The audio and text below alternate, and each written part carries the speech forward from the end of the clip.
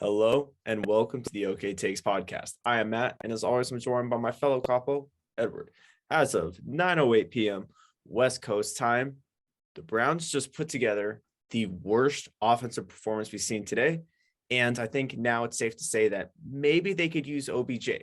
Maybe, just saying, maybe he might be able to help just a little bit, just a little bit. Yeah, I mean, it's almost like if you have an elite receiver on your team, you should throw to him. Well, here's the problem is that when I was watching the game, I was like, man, the Browns could really use a receiver. It feels like Baker has nobody to throw to. Oh, wait. They did. Oh, my God. I think he put a hex on them. Oh, he definitely cursed them before he left. Mm-hmm. I do not know how to solve what's going on. This game showed that you could have Kareem Hunt, Nick Chubb, and still be awful on offense. There's really no excuse for it happened. So I don't even know how it's possible. They ended up putting up 10 points while Lamar threw 4 picks. Yeah, this was a really ugly game from both sides, but the Browns in the first half were like, especially, and both halves really, but that first half, they were, missed field goal, punt, fumble, field goal, fumble, punt. Those were their drives in the first half.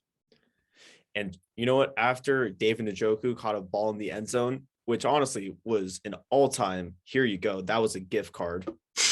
Let's be honest. That was not a touchdown. Nowhere close to being a touchdown. Yeah, that was a silver platter. That was a make-a-wish. Let's be honest. That was a make-a-wish touchdown. That's exactly what that was. That was a guilt trip. Oh, we feel so sorry for you. Here's a little trip. Yeah, we see how your offense has been. We're just gonna throw you a bone. Yeah, like, do you know the videos where like the college teams will have a kid like running like a ball from the 20? I'll go on like an 80-yard run. Yeah, it was kind of one of those. That's plays. Yeah. As you should. Yep.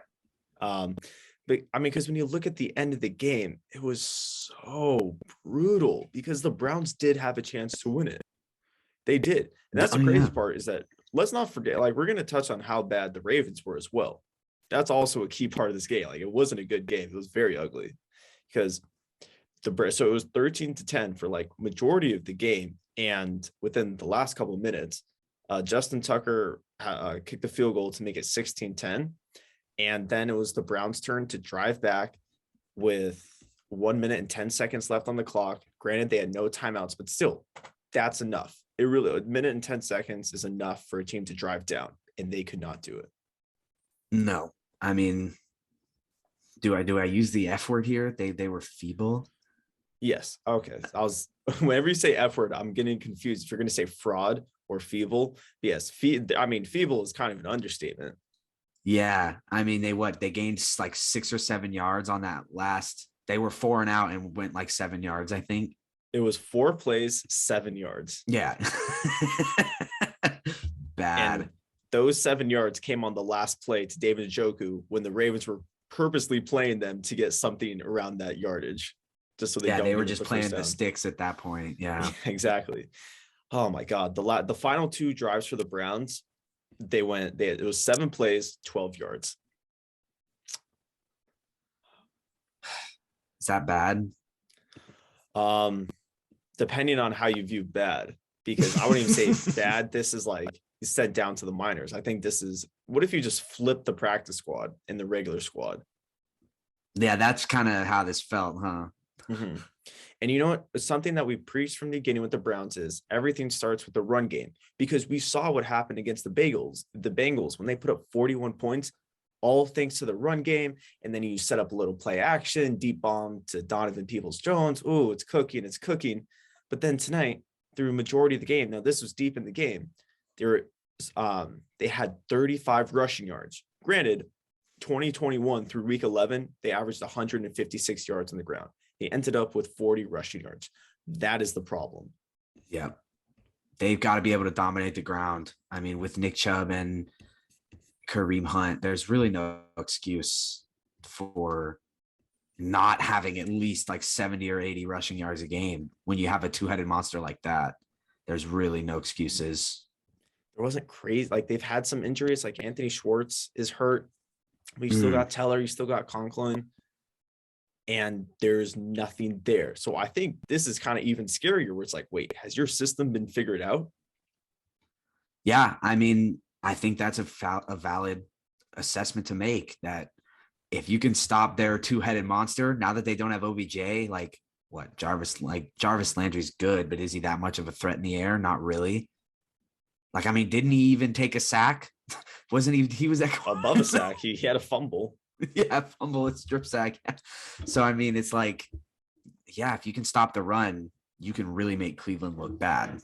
Yeah, my final note about Cleveland's performance. So in third down conversions with 1 to 3 yards to go, they were 2 of 2, 4 to 6 yards to go, 1 of 3, 7+, 1 for 7. That is an indictment on Baker Mayfield. That's all it is. That's literally what it's saying, is that Baker cannot throw on third down because he is literally broken. Yeah. And I say Baker's broken. not that guy. Well, I say broken, not as in like mechanics and play. No, every single bone in his body is broken. Like he's wearing the heart, like the thing you use to monitor your heart rate, that sleeve you put around. He has on his arm to make sure that like it's already ready when doctors think, has he just gone out, so they can start pumping, make sure they get a pulse. They can get yeah, absolutely. He's broken. Yeah. Mm-hmm. Now, flip side, let's talk a little Lamar Jackson. Wasn't great as well. My real note about this game with Lamar is he will give Jadeveon Clowney nightmares for the rest of his life. Can a guy who throws 4 picks in a game really give anyone nightmares, though? Yeah, especially when you could have had, on top of that, you could have added 5 or 6 sacks. Exactly. Like Lamar is like, I don't know. I think I'll let you say your line that you texted me. You kind of summed up Lamar Jackson perfectly. Oh, yeah. Okay. My thing with Lamar is that he's literally like a high fastball. And I know this very well because I've whiffed 1,000 times during my baseball playing days at high fastballs above my eyes. Thing is, it looks so juicy. It's the biggest ball in the world. You have a watermelon coming at your way. You think he'll crush it, and then you'll end up whiffing. 10 times out of 10, you will end up whiffing. So I think with Lamar, the goal is not to hit him as hard as you can, but just throw a body on him. Yeah. I mean, just get someone on him and hope for the best, really. Since I sent you that text, I had a new thought about Lamar. Have you ever, like when you go snorkeling and you try and like grab a fish, and it will, no matter what it is, it will know what's happening and you will never be able to grab it? Mm-hmm. It's kind of what it reminded me of. Like when you're spear fishing, he knows the spear is coming and somehow he just has the ability to evade it, not 10 times out of 10.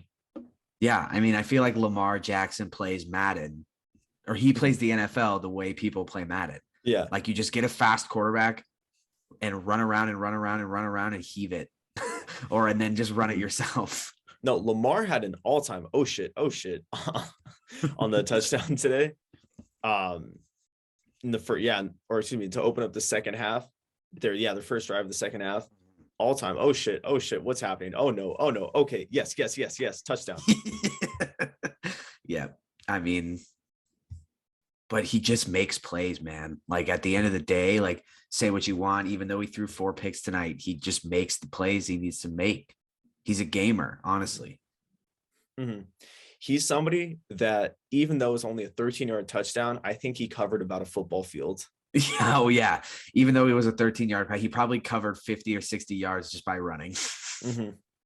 He just loves to scramble. I think he has more fun running around than running forward. Oh yeah, definitely. He gets no joy in running the ball past the line of scrimmage. Mm-hmm. He honestly plays like it was some rule set that saying that he has to stay behind the line. Oh yeah, he's not allowed to pass the line of scrimmage. It says it in his contract, probably. Exactly. So I feel bad about the Browns. I don't have much hope for them because they play a back-to-back against the Ravens, which is a little bit strange.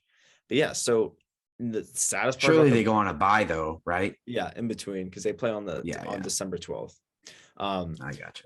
So very sad stat about the Browns. Since they put up 41 on the Bengals, they have scored 30 points since then against the Patriots. They scored 7 against the Lions. They scored 10 tonight against the Ravens, scored 10. Oh, excuse me. I overshot. Oh, so no, they scored 13 against the Lions. 20, 30 points. 30 points in the last 3 games after putting up 40 against the Bengals.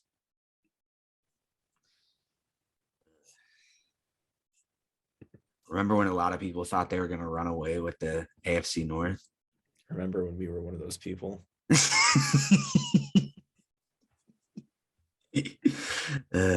be honest. We bought onto it.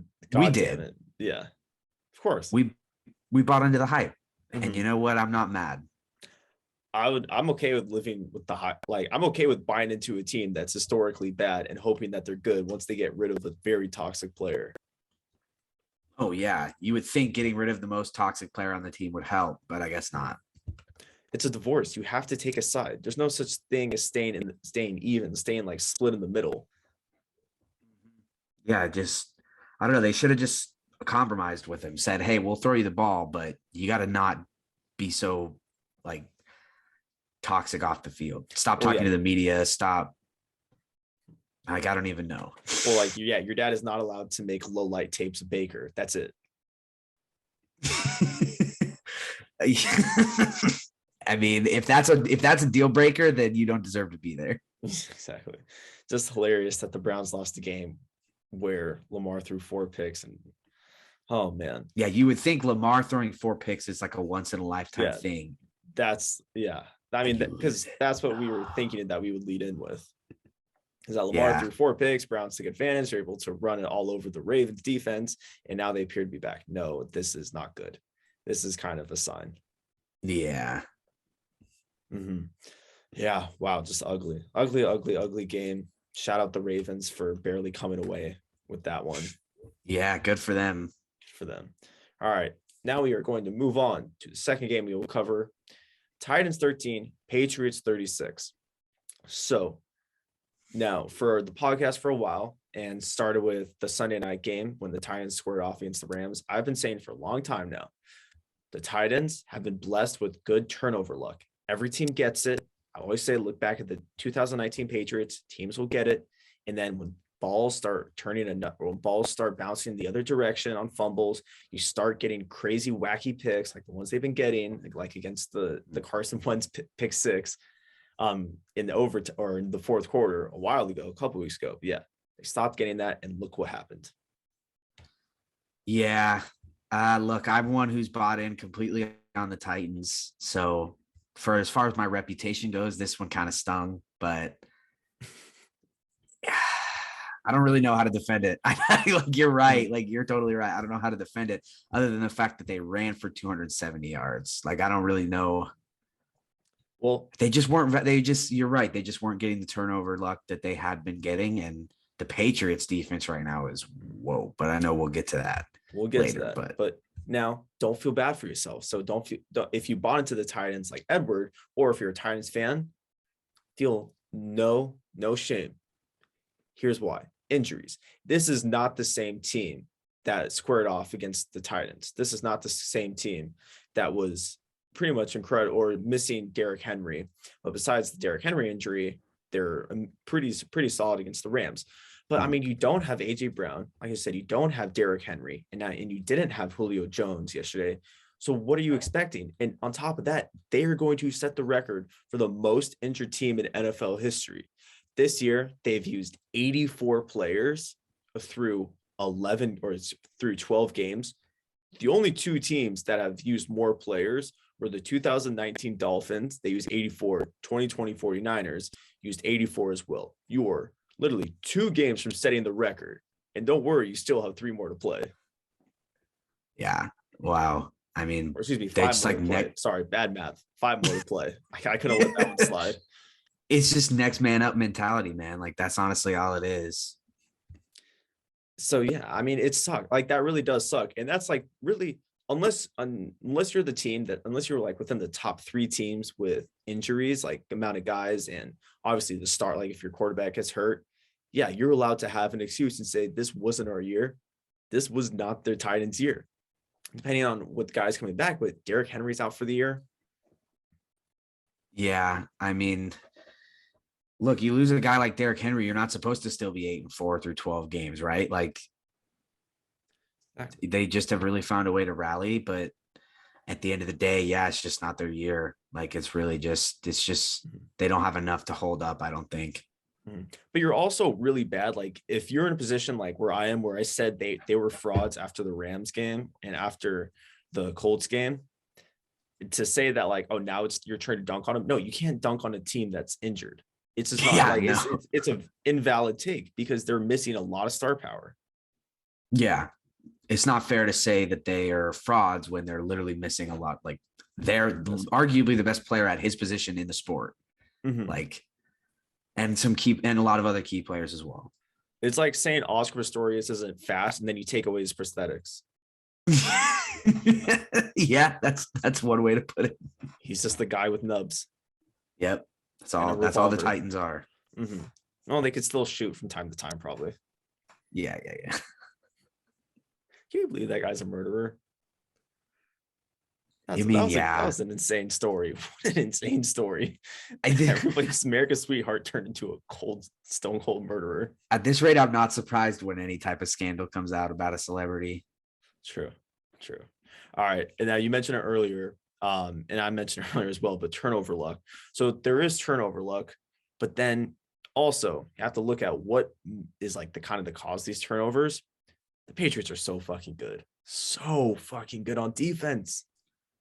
Yeah, man, they're really, really good. They just got a lot of guys who just know where the ball's going to go before it gets there. Like that's what it feels like. Dude, Mr. INT, JC Jackson. Literally his Twitter handle is Mr. INT. Baller. Such a baller, JC Jackson. My goodness. Last 4 games, he's been thrown at 12 times, allowed 2 catches, has had 4 interceptions. And on top of that, a huge fumble force today. Yeah. He just, again, he's like Lamar Jackson, man. He just makes plays when he needs to, knows how to come up big, and keeps proving it week in and week out. Because usually what a lot of people talk when talking about corners, if they're not putting up stats, it's a good, unless like the thrown to and how many catches allowed, it's not a good thing. But like you keep on seeing his name in the box score and keep on seeing him in highlights because he's making crazy plays. Like I think the interception at the end of the game, it was forced by Devin McCourty. It was in the end zone, but it really wasn't that much of a game changer. If the Titans score, I still think the Patriots would have won. But the forced fumble that came with 10 minutes in the third quarter, the Titans score was Titans 13, Patriots 19. That was a run that, if not broken up, and who knows, it looks like Deontay Foreman was not going to go all the way. They would have caught up, but I think he would have been on like the 15, 20 yard line. Yeah. Definitely a big play to make in that situation. Cause yeah, you're right. He could have been basically home free at that point. Yeah. That's kind of the Patriots way that we're seeing, is that they know exactly what's going to happen before it happens. And then they also are willing to have there was it was a true like gang tackle. I have one little screenshot before the play happened. They were about to catch up to Deontay Foreman, but there was 4 people there. It was like it could have been anybody's ball once it was popped out. And that's just the Patriots way, is that every single person is doing their job. Yep. And like we've been saying, they know things before they happen. Is this like Spygate 2.0? Like, can I start the conspiracies on the Patriots again? Because they shouldn't be good, right? Like looking at where they've gone and who they've lost and who they have now, like they really shouldn't be what they are. And I think that's a testament to Bill, to good old Bill. Stringing together 6 wins in a row after a very shaky start. Yes, that's my biggest takeaway from this game, is that Bill is back in his bag. It's official that Bill is back in his bag. I don't know if you saw today, but he was wearing an all-white shirt underneath. So he's even kind of stepping his fashion game up a little. Very surprised to see that he's not wearing anything with holes and just walking out like a tattered dog. Yeah, when he starts to switch up the fashion on people, they need to look out. Teams need to look out. It was like the Michael Jordan all-white Hanes tee. Good look. He looked very slim as well. I was actually so that kind of worries me because usually fat Bill is a good Bill, but now that he's starting to slim down, I'm not sure if I was a little worried about that. I'm not going to lie, because Bill plays better when he's just a disgusting piece of shit. Well, I mean, he came through and he got the win. So he's 1-0 with Slim Bill. Slim Bill. Slim Bill is 1-0, man. So on the topic of Bill wanted to give a quick, and you know what? You know how I know Bill is back in his bag? He had this to say about Nick Folk last week. He said he taught him things that he hadn't really thought much about. He said, once he pointed them out, I was kind of disappointed in myself that I didn't put a little more importance on it earlier. So he's still literally learning new things about the game. And who knows if this is classic bullshit to make the league afraid of him. Is like, wait, I thought you literally figured out every single thing there was about football, but now you're adding more things. Yeah, it's like, because it's like he's one of those, it's like if he doesn't know it, then clearly I don't know it. So I need to learn it now before he can learn it and master it. So it's like, yeah, that's got to be scary for other, like Sean McVay is one of those coaches. Yeah, he knows everything there is to know about the game. But then Bill Belichick comes out and says he's still learning. And it's Sean McVay's like, what? There's more to learn? Yeah. Just saying you're learning more from your kicker is absolute galaxy brain. I mean, but Nick Folk is like, is he like Justin Tucker status yet? He should be close to there today. So he had 5 field goals today, now has 5 50-yard field goals this season. If he hits another one, I think he'll either tie or break Gostkowski's record for 50-yard field goals in a season on the Patriots. Yeah, that's pretty awesome. Legendary status. Yeah, legend. Because that was big. That was 15 points on the board. So who? Yeah. I mean, yeah, so I mean, yeah. No, sorry. I was just gonna say kickers are like, they can really swing the scoring and like momentum in a game, because if you miss a field goal and they immediately go down and score, that's a 10-point swing. Exactly. Yeah. Okay, now I want to wrap up Patriots talk by doing some Mac Jones. Little Mac Jones talk. Wow. Okay. And I know Bill's officially in his bag, because this was a guy who everybody said, give him a year. And I was kind of one of those people as well, saying, give him a year. What will Mac Jones look like in 2022? Doesn't matter so much about 2021, because that's when we'll all learn from his mistakes. He'll get his just crazy rookie errant throws out where he's trying to do too much. This guy who just had one of the most insane seasons for a quarterback in college, yada, yada, yada. No, like he knows how to adapt to the system. And I'm telling you, it's like Bill was able to, it was like his Frankenstein. Yeah. His monster. His monster. Yeah. His monster.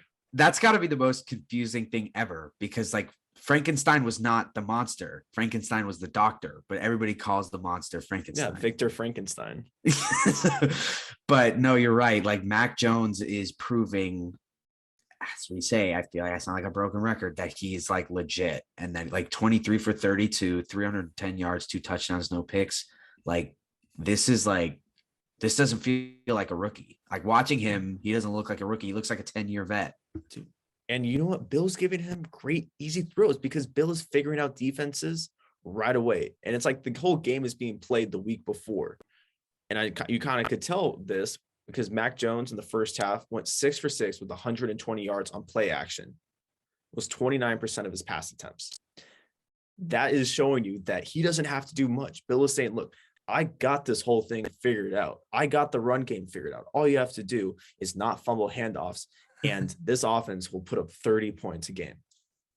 Yeah, I mean, and that's the thing too, is like they've been known for their defense. I feel like this season, but I've been really sleeping on their offense.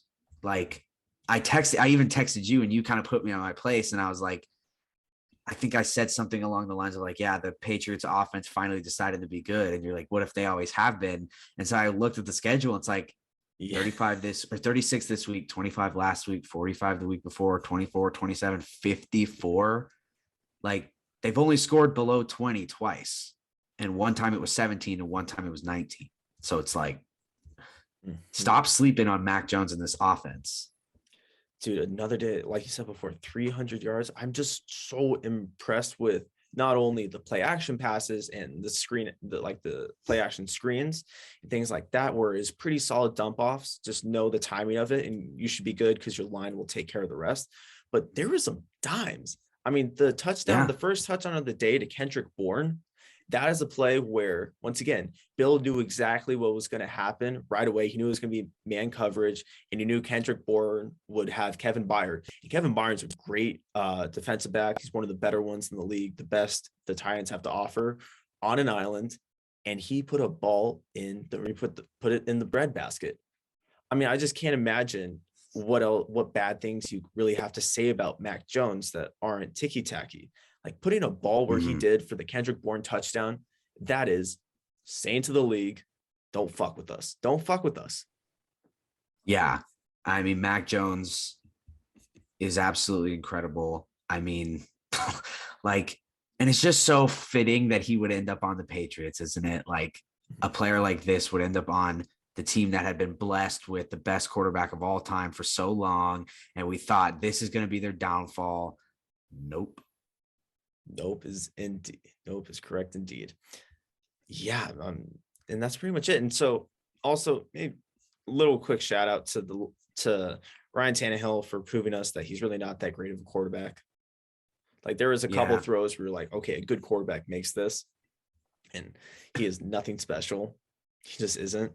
But I feel like we've known that for a while. Like if Tennessee was going to win, it was going to be through Derrick Henry. And they were kind of, like you said, riding the turnover luck for a little bit there, but I'm ready to come down to earth on the Titans. I'm finally ready. Thank you. Okay, now we're going to move on to Vikings 26, 49ers 34. Let's talk about probably my favorite Kirk Cousins moment of all time. Did you see that he was taking a snap from the guard? Yes. Can we please just riff on this? Yeah, I mean, it was like the tweet I sent you. He's like Philip. He's the new Philip Rivers because every game he's fighting for his life down by one score. But Philip Rivers was never playing concussed. The only way you take a snap from the guard is if you were very concussed. True. I mean, I don't know how that happens. Oh my God. So the play occurred, and it was a big play too. This isn't, I mean, it's just so funny. It just shows you how stressed he gets and why he can never finish games. And it's like every quarterback has their one little tweak about them that makes them awful in late game scenarios. Kirk just gets too stressed out. There's no other way to explain it. So the situation was 9 minutes left in the fourth and goal. They're down by 8. It's 26-34. And he has to make one throw from just, that's it, from the 4-yard line. They got to get 4 yards and you're in. Cannot line up correctly. They have to burn another timeout after burning one earlier in the drive because of a challenge that they should have got. But anyways, taking a snap from the guard, it just hanging in the Louvre of Kirk Cousins moments. Right up next to you like that. Oh, this is better than you like that. No, yeah, I think it is too, but I still think they belong next to each other. That's insane that a guy's so boring that just saying you like that was enough to like really resonate deeply with fans. Oh yeah. I mean, because like all you have to do is show any kind of emotion towards the camera or towards like the press, and you're immediately a fan favorite. Yeah. Oh God, Kirk, I love you so much. That was such a great, like, God damn it. This is why we watch football. Because we think that, because the whole reason we watch football is because we think that we could be better than the guys that are actually playing. Oh yeah. And I mean, Kirk Cousins is, I feel like there's people who make not stressful situations more stressful than they need to be. Kirk Cousins makes really stressful situations funny. And I can appreciate that. Yeah, no, he does. Like really important plays, really important moments become funny when Kirk Cousins is on the field. He's a guy that will pass out trying to back out of his spot at Costco. Yeah, I mean, I can see it. I just love the idea that he's flipping his head back and forth, doesn't know what to do. He doesn't have one of those backup cams, so he has to rely on his rearview mirrors, and he's just spinning his head so much back and forth that he eventually just passes out on the steering wheel. Just gives himself what's the term for like when you become like really dizzy? Is it vertigo? He gives Yeah. himself like vertigo and passes out. Well, and makes sense that if he has vertigo when he's stressed out, it makes sense for his quarterback play. Oh yeah, absolutely. So I mean, he plays with vertigo. He plays with vertigo.